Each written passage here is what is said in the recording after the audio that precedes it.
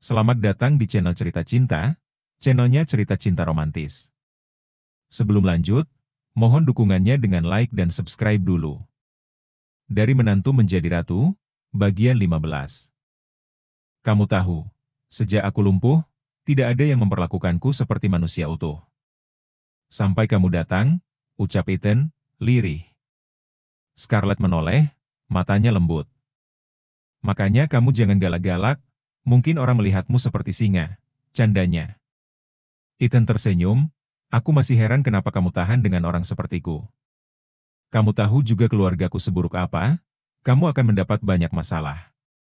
Scarlett meletakkan handuk di tepi baskom, menatap Ethan dengan serius. Sebelum menikah denganmu, hidupku juga banyak masalah. Justru lebih menyenangkan setelah menikah, aku bisa memandangi lelaki tampan setiap hari, rasanya masalah cuma numpang lewat. Ethan terkekeh. Gombal sekali kamu malam ini, Nona Scarlett. Aku serius, sahut Scarlett dengan nada lucu tapi mata jujur. Tahu nggak? Kalau kamu terus begini, nanti kamu cepat bisa jalan. Kalau bisa jalan, kamu bisa kerja lebih giat lagi. Setelah itu bisa memberikan uang yang banyak untukmu, sambung Eden. Scarlett tertawa, benar sekali. Serunya bersemangat. Ia memang selalu bersemangat membahas tentang uang. Dan beli AC baru, apartemen ini panas sekali, ia sekalian curhat dengan keluhannya. Terbiasa menikmati AC sentral di rumah, kini tinggal di apartemen biasa dengan AC lama yang kurang dingin menurutnya. Eden ikut tertawa. Scarlett meraih tangan Eden dan menempelkannya di pipinya. Besok kita coba lagi terapinya, ya. Kalau kamu menyerah, aku akan menggendong kamu sampai kamu bisa jalan sendiri. Tapi kalau kamu menyerah sekarang, aku mungkin akan kabur. Memangnya kamu kuat menggendongku? Goda Eden. Ya, paling kamu akan aku jatuhkan di selokan karena punggungku patah. Eden tertawa terpingkal. Tawa yang sudah lama tidak ia rasakan. Di tengah semua kelelahan, tubuh yang nyeri, dan beban mental yang berat, Scarlett adalah satu-satunya obat yang tak perlu resep. Ia menarik Scarlett ke pelukannya, jangan pernah kabur ya. Kalau kamu tidak menyuruh aku pergi, aku tidak akan kemana-mana. Malam itu, untuk pertama kalinya, Eden tidur dengan hati yang sedikit lebih ringan, dan harapan yang mulai menyala kembali. Scarlett duduk sendirian di balkon kecil apartemen mereka, menatap kerlap-kerlip lampu kota yang berjajar seperti bintang buatan manusia. Secangkir coklat hangat yang ia buat sendiri tak disentuh. Hatinya masih terasa resah, bukan karena tempat tinggal baru yang sempit, bukan juga karena harus kembali menghemat. Tapi karena fitnah yang belum terungkap kebenarannya. Sudah 3 minggu sejak mereka keluar dari rumah keluarga Andalas. Scarlett masih belum bisa melupakan kalung berlian, yang secara ajaib ditemukan di saku pakaiannya. Ia yakin itu bukan ulah iseng, bukan juga kesalahan biasa. Ada tangan-tangan jahat yang sedang bermain. Apa yang sedang kamu pikirkan? Suara Eden tiba-tiba terdengar dari belakang. Scarlett menoleh. Ethan mendekat dengan langkah pelan menggunakan tongkat bantu. Itu baru ia gunakan hari ini, setelah 3 minggu terapi dan latihan otot ringan. Meski masih goyah, ia bersikeras belajar berdiri tanpa kursi roda. Kamu bisa berdiri? Scarlett langsung berdiri dari kursinya, menyambut Ethan dengan sedikit panik. Aku bosan di kamar. Duduk di kasur seharian malah membuat badanku sakit semua, gumam Ethan dengan nada khasnya. Scarlett tersenyum kecil. Ia membantu Ethan, duduk di kursi taman balkon yang berpasangan dengan tempat duduknya. Ah, kamu hebat sekali, ucapnya. Tetesan air mata haru mengalir di pipinya. Kenapa menangis? Ethan mengusap pipi istrinya. Ini bukti kesungguhanku kalau aku ingin segera sembuh. Supaya bisa bekerja, memberikan banyak uang untukmu. Juga menemanimu jalan-jalan di mall. Scarlett tertawa sembari mengusap sisa air matanya, ia benar-benar terharu dengan perjuangan Eden. Akhirnya, setelah banyak usaha dilakukan ada hasil yang mulai terlihat. Kamu tadi belum jawab, ucap Eden pelan. Kamu sedang memikirkan apa? Scarlett menghela napas. Aku sedang berpikir, Sepertinya seseorang sengaja menaruh kalung ibumu di kantong bajuku. Tapi siapa dan kenapa? Itu yang membuatku masih memikirkannya. Eden menatap istrinya dalam diam. Kamu mencurigai siapa? Scarlett menarik napas panjang. Kalau Regan, aku tidak akan kaget. Tapi aku juga tidak mau menuduh tanpa bukti. Aku hanya merasa semuanya terlalu sempurna, terlalu mudah untuk membuatku terlihat bersalah. Regan saat itu juga ada di sana, saat Scarlett melihat-lihat perhiasan Sulia. Eden menyandarkan kepalanya ke sandaran kursi. Orang-orang seperti Regan atau ibu tiriku tidak pernah main bersih, Scarlett. Mereka tahu betul bagaimana menjatuhkan orang tanpa perlu menyentuhnya. Kadang, cukup menjatuhkan reputasi. Dan sepertinya itu berhasil, Scarlett menjawab lirih. Eden menoleh. Untuk orang-orang itu, iya. Tapi tidak untukku. Scarlett menatap mata suaminya. Kenapa kamu percaya padaku waktu itu? Padahal semua bukti menunjukkan aku bersalah. Entahlah, jawab Eden tenang. Tapi kalau kamu berniat mencuri, untuk apa? Kamu bisa mencuri lebih banyak uangku yang ada di berangkas. Lagi pula, kamu juga tidak terlalu tertarik mengenakan perhiasan. Scarlett menggaruk kepalanya. Benar juga, ya. Kalau aku minta uang, kamu selalu memberikannya. Minta ganti AC juga langsung diganti. Seharusnya aku minta lebih banyak uang lagi padamu, aku pasti akan langsung kaya, ujarnya. Eden mencubit hidung Scarlett saking gemasnya. Wanita itu memang menyenangkan, membuat hidupnya lebih berwarna. Tiba-tiba, suara bel pintu berdentang pelan, namun membuat Scarlett dan Eden spontan saling menoleh. Siapa itu malam-malam begini bertamu? Apakah Zigra? Bisik Scarlett waspada. Eden langsung mengernyit, aku tidak meminta Zigra datang hari ini. Sepertinya pelayan dari rumah yang biasa mengantar obat, hari ini dia kan belum datang. Scarlett menghela napas panjang. Wah, kita harus cepat kembali ke panggung sandiwara, Tuan Eden. Tanpa membuang waktu, Scarlett langsung membantu Eden kembali ke kamar. Ia menarik kursi roda dan membantunya duduk. Tangannya gesit mengambil jaket hangat dan syal abu-abu lalu memakaikannya dengan rapi. Ia menambahkan bantal kecil di punggung Eden, agar tubuhnya terlihat lebih lemas. Sebentar.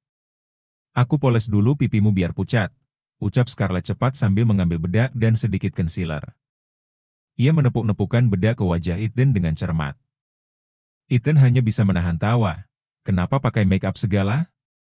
Kamu mau membuatku terlihat seperti badut? Suut. Kamu ini pasien VIP, suamiku. Kamu kelihatan sekarat dan mau mati. Supaya mereka bertambah panik, ucap Scarlett sambil menyelesaikan polesannya dengan tenang. Oke, selesai. Sekarang kamu terlihat seperti baru kabur dari ruang ICU. Terima kasih, Suster Scarlett, gumam Eden dengan sarkasme. Aku memang selalu ingin terlihat seperti mayat hidup. Scarlett terkekeh. Beberapa saat kemudian, suara ketukan terdengar dari luar. Scarlett berjalan ke pintu dan membukanya sedikit. Benar saja, seorang pelayan berpakaian hitam putih berdiri di depan, membawa tas kecil berisi obat-obatan dan termometer digital. Selamat malam, Nona, maksud saya, Nyonya Scarlett, ucap pelayan itu agak canggung. Nama saya Martha. Mulai hari ini, saya menggantikan Sofia untuk mengantarkan obat-obatan Tuan Muda Eden. Scarlett mengernyitkan dahi. Memangnya Sofia kenapa?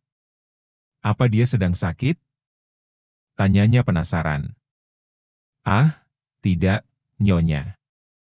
Sofia sudah berhenti bekerja. Scarlett mengangguk-anggukan kepala. Silakan masuk, kami tidak menyangka ibu menyuruhmu datang malam-malam begini. Maaf, Nyonya Sulia memerintahkan, agar saya mengirimkan dosis obat yang terbaru karena katanya Bapak Eden belum menjawab pesan beliau, jawab pelayan itu sembari menunduk. Ya, maaf. Suamiku belakangan ini kondisinya semakin lemah, bisik Scarlett. Matanya berkaca-kaca palsu. Makanya, aku ingin bertanya, apakah dosis obatnya perlu ditambah? Pelayan itu tampak berpikir. Saya harus bertanya dulu kepada dokter dan nyonya. Tapi saya rasa bisa saja, jika memang kondisi Tuan Eden memburuk. Scarlett membawanya ke dalam kamar. Eden sudah duduk di kursi roda. Tubuhnya disandarkan lemah, wajahnya pucat karena bedak, dan matanya setengah tertutup seperti kelelahan berat. Ia bahkan batuk pelan untuk meyakinkan. Pelayan itu berjalan menghampiri, mengecek denyut nadi dan suhu tubuhnya menggunakan termometer. Scarlett sengaja berdiri di sisi Eden sambil menatap penuh kekhawatiran. Keadaannya tampak semakin lemah. Tapi mungkin hanya efek kelelahan, kata pelayan itu, mencatat sesuatu di ponselnya. Obatnya? Tanya Scarlett manis, seolah benar-benar tak tahu apa-apa. Pelayan itu mengeluarkan 3 butir pil dari kotak kecil dan menyodorkannya ke Eden. Diminum seperti biasa, Tuan Muda. Eden mengambil pil itu, menaruhnya di mulut, dan seolah-olah menelan dengan air putih. Ia menutup mata sebentar, lalu menghela napas lemah.